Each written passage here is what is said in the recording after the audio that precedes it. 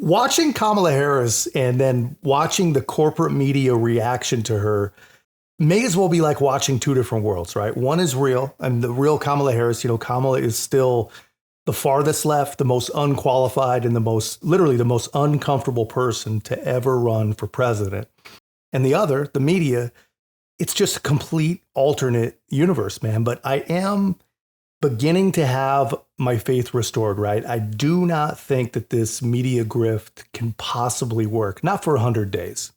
And so this is a message for you educated liberals and progressives who somehow missed what's obvious about the economy. We can't afford to be progressive anymore. Like, we printed money, right?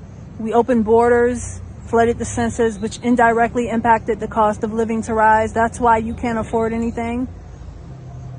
We could not afford to fund Ukraine for your democracy. We could not afford to fund Iran either, but we are. We're spurring World War III. We can't afford to do that, but we are. So here's my point. If you want to focus and fixate on Kamala Harris's genitals and her brown skin, I hope you understand political strategy is making a fool out of you. She showed you. Look at her resume on the border. She showed you that her Marxist subscriptions make her incompetent.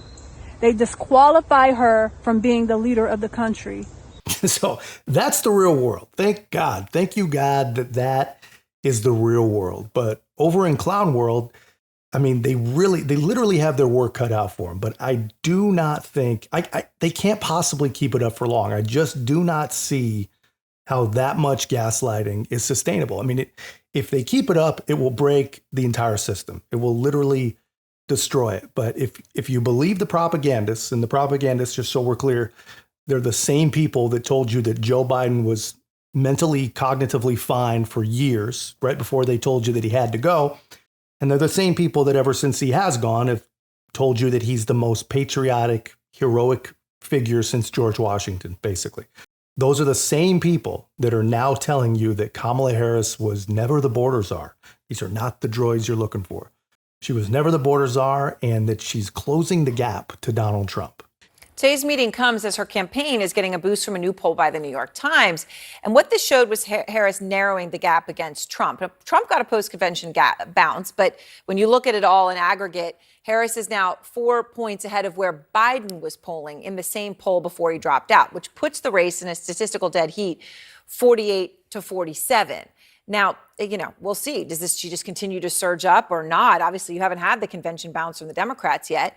The poll does show Harris making strides with groups that Biden had been struggling with, which includes perhaps most notably young voters.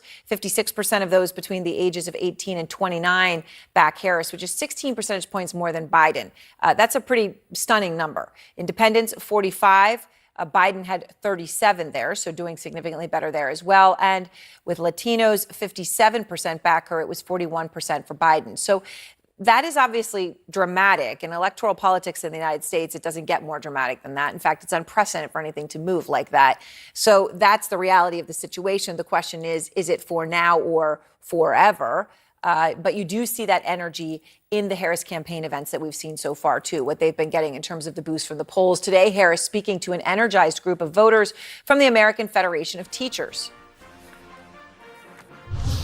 While you teach students about democracy and representative government, extremists attack the sacred freedom to vote. Just think about it. So we want to ban assault weapons, and they want to ban books. Honestly, I mean, it's impossible to believe, man. And really, it's impossible to watch. If it wasn't for making these videos, 100%, I would never, ever, ever be able to sit through as much of this stuff as I do. But I mean, just think about this, man. Think about the videos that they chose, right? Think about the battle that must be going on within these people's brains, right? They just showed a video of Kamala Harris talking about democracy and the sacred right to vote, right? The same Kamala Harris that hasn't received a single delegate ever in history. And the highest she's ever polled in a presidential race was 6% in her own home state, right? And these are the clips that they come up with. I mean, I don't think they quite make the point that they're aiming for, which really just makes you realize, man, why most of these people, most of these media types, they don't ever want to talk about anything substantive, like ever at all. All right, what you were just watching there was the first campaign ad of Kamala Harris's 2024 presidential bid, featuring the song Freedom by none other than Beyonce. Queen Bee herself reportedly gave Harris the green light to use her hit song as an anthem for her campaign. This is a big deal. A BFD, as some might say, because Beyonce doesn't just give clearance to her music to anybody. In fact, she's known for having very strict guidelines around permissions to use her music. The superstar has not yet formally endorsed Harris for president, but it seems the beehive is sweet on the K-hive. All right, you're going to hear a lot of buzzwords like K-hive in this stretch of the 2024 campaign, especially if you find yourself in the company of the young people. You're going to see this vibrant chartreuse color everywhere. You'd probably be asked if you fell out of a coconut tree. Brat summer? Yeah, you're in the heat of it. If all of this sounds familiar to you, then congratulations. You are chronically online. If it doesn't sound familiar to you, don't worry. I am here to try to do my best to explain it all to you. We'll start easy with the K-hive. The K-hive is essentially Kamala Harris's longtime unofficial fandom. It's the play on the beehive, which is Beyonce's devoted fan base.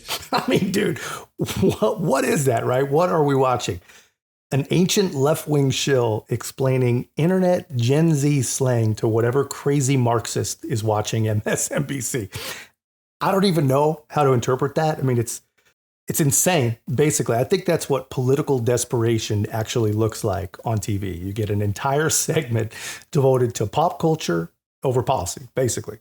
And here's the bad news for these people, man. If at this stage in the game, right, which is basically the stage we're at is fresh introductions, brand new campaign. If you can't talk about policy or experience or accomplishments at this point, then there's no freaking way that you cannot possibly trick enough people with this kind of garbage. But this is what they do. You know, they can't really focus on her, who she is. They basically need to convince you that she's gaining momentum. She's super, super popular. They want you to believe that everybody likes her except for you. And if you don't, you're just a sexist or a racist or a crazy cult Trumper or whatever. But I mean, this is the game. This is who the media is. They're not going to ask her any questions. They're literally going to spend their time. They're not going to cover her campaign. They're going to campaign for her, right? Instead of asking even one tough question. And really, they only need to ask one question. The only question they need to ask her is, did you lie to us about the state of Joe Biden's brain, the state of Joe Biden's health? Because 92% of Americans believe that Kamala Harris was part of a giant, giant cover-up. And here's the thing, man. Either she was or she really is clueless. Either of those scenarios is completely disqualifying, right? But that's a question that someone actually needs to ask. That's a question that literally everyone needs to ask. But instead of doing that, they're running this, psyop that Kamala Harris is actually popular, which thankfully that's provably false. So I want to take a look at Trump versus Democratic margin. Just remind folks where we were at the end of the 2020 campaign. Joe Biden won voters under the age of 35 by 21 points. What do we see with Kamala Harris? Well, she's still ahead, but the margin here is significantly less than what we saw with Joe Biden back in 2020. She's up by just 9 points. You may make the argument that was better than Biden was doing before he got out. But compared to that Democratic baseline, where Democrats have historically in presidential elections, at least this century, been carrying that young vote by 20 or more percentage points, she is way down from that. So if this is unique support among young voters, I would like to know what non-unique support is. Is it even worse than this? Is she doing better than Biden was, though? She was doing slightly better. Maybe Biden was up by, like 6 on average or 5. This is maybe slightly better, but this is not game-changing stuff, Mr. Berman. All right, what have we seen in terms of motivation? Yeah, so, the other thing is we talk about vote choice, right? But let's also talk about motivation, right? Because it's not just who you would support, it's whether or not you'd come out to the polls. And this, I think, is rather interesting. Do Democrats say they're more motivated to turn out after Biden left the race? Well, we do see a significant portion of Democrats who say yes, 39%. The thing I was interested in was it disproportionately younger voters who said that they were more likely to turn out or more motivated to turn out. And what we see here is it's 42%. Not a big difference between 42 and 39%. So this idea, again, that the vice president has unique potential to dig in and get young voters to turn out, John, It's just not there in the numbers despite all the internet memes that are going around. At least not yet. And one of the issues has been, Harry, this trend, which I think you were among the first to point out. Young voters have changed or say they are changing in a relatively short period of time. Yeah, oftentimes it's difficult to go against the grain. Kamala Harris may be fighting uphill. So I want to look at party identification again. Voters under the age of 35. Go back to 2020. This is the Pew Research study. This is one of the best studies that we have. And look at that. 56% of young voters said that, in fact, they were Democrats. They identified as Democrat or lean Democratic. You look down at 2024, it's 49%. Look at the Republican jump from 39 to 49%. So when we say that Harris is doing worse than Biden, it's not that she's uniquely bad. It's rather she's fighting uphill. She's trying to fight against a wave that is going against the Democrats among young voters. And Harris may be unique in some ways. Maybe she does slightly better than the generic Democrat, but not all that much better. What this better than the generic Democrat, they say, but not much better. And I think that's because she pretty much is entirely generic. I don't think you honestly can get any more generic than Kamala Harris. I mean, her speaking, her mannerisms, I mean, every single thing about this woman is generic. And then there's other things that we just haven't figured out or discovered yet. To think about so much that's out there that we still have to learn. Like, I love that. I love that. And so I'm very excited about the Space Council. We're going to learn so much as we increasingly, I think, are curious and interested in the potential for the discoveries and the work we can do in space. So that's one of the things I'm most excited about. But the other, you guys are gonna see, you're gonna literally see the craters on the moon with your own eyes. Oh my goodness. With your own eyes, I'm telling you, it is gonna be unbelievable. So that's one of the things we can do here too, which makes it so exciting. So that's what we're gonna do. You guys ready to go over there? Yes. Come on, let's go. One of the kids, 13-year-old Trevor, is a child actor from California and said his manager and agent booked the video for him. And after that, like a week later, my agent called me and he's like, "Hey Trevor, you booked it." Me, my mom, my dad, we were speculating who could be this important that we meet them in DC and we get to go on this cool trip and film. Dude, she's so freaking generic that she couldn't even just have a regular conversation about space exploration with regular kids who are interested in space, which I think all kids are. She had to hire actor kids and just literally try to be normal, but she cannot do it, man. This woman, I'm telling you, she's as fake possibly gets. And young people see through that. I mean, no matter how many wacky memes come out on the internet, no matter what gets shared on social media, no matter what the hell Brat Girl Summer even means, just think about how freaking stupid we look to the rest of the world, man. I mean, it is amazing, man. And just to prove how amazing it is, James Carville, crazy James Carville is the voice of reason. I got bad news, man. When wacky, raging Cajun James Carville is the left's voice of reason, something has gone dramatically wrong. The water was choppy. Now it seems in all measurable ways, from buzz to the polling we just mentioned, and I'll show more about in a minute, to fundraising, to have a lot of smoother sailing. Your thoughts first, big picture. Well, I hate to do this, but I got to be the curmudgeon. I have to be the skunk at the garden party. This is too triumphalist, okay? This is everybody's giddy. I look at the coverage and it's great, and if I had to write a play about what I think it's going to be like, it would be entitled The Ice Pick Cometh. Okay? Get ready, they're coming. All right? And it's good. Everybody should feel good and liberated and everything else. But if we don't win the election, we hadn't done anything. We haven't changed the temperature in America. We haven't changed anything. And I think the vice president, I hope that, her campaign is getting ready. I hope they'll listen to my friend and fellow New Orleanian, Don Brazil, who actually, I think, has the same kind of view of politics that I do. And they're coming at us, and they're going to keep coming. And this kind of giddy elation is not going to be very helpful much longer, because that's not what we're going to be faced with. And I think the vice president, put it in athletic terms, needs a really good cut man in a corner, because she's getting ready to get cut. Let me show you the polling. No, hey, we welcome all. We welcome all views, all points, and I know you're a practitioner of the game, so you know when the game has 15 weeks, 100 days left, and what you're up against. Yeah. You don't want too much celebrating to extend your sports analogies. You don't want to celebrate before you're in the end zone. I think people get that, even if they are feeling very different than they did last week. Very early. Francesca is absolutely. Go ahead, and then I'll show you the polls. Go ahead. No. I was finished. Go ahead. Thank you. Oh, well, Francesca's right. It's very early to judge any polling because it's all new information. It's all going to take a while to shake out. But to the extent that we learn anything from these state polls, she's already doing better than Biden was if they're both somewhat known quantities. Trump's margin here pretty tight in states like Arizona, Georgia, Michigan, Pennsylvania. Pretty much tied in Wisconsin. Harris improving on Biden, standing by a nudge there. Depends on the state. And again, I want to tell viewers, as I always do, these are within the margin of error.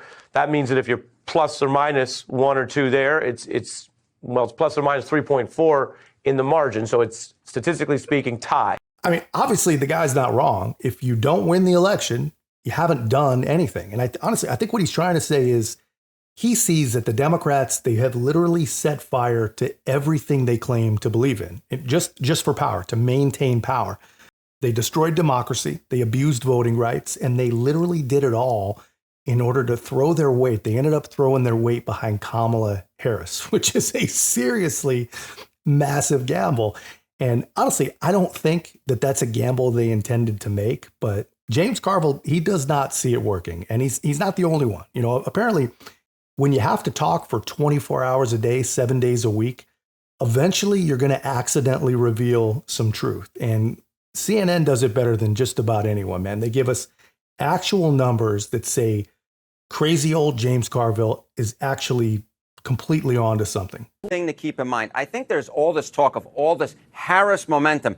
Maybe there's a slight bit of momentum, but I would argue it's actually a little bit smaller than folks think. So pre-Biden dropping out, look, Trump was up by 2 over Harris. We look at the polls now this week. What do we see? We see Trump is up by 1 over Harris. The massive change is actually the change of candidates, because prior to Biden dropping out, he trailed by 6 points in these exact same polls that we look at here, where Harris was only trailing by 2 points. So the movement is actually from Biden to Harris, not actually Harris herself necessarily moving.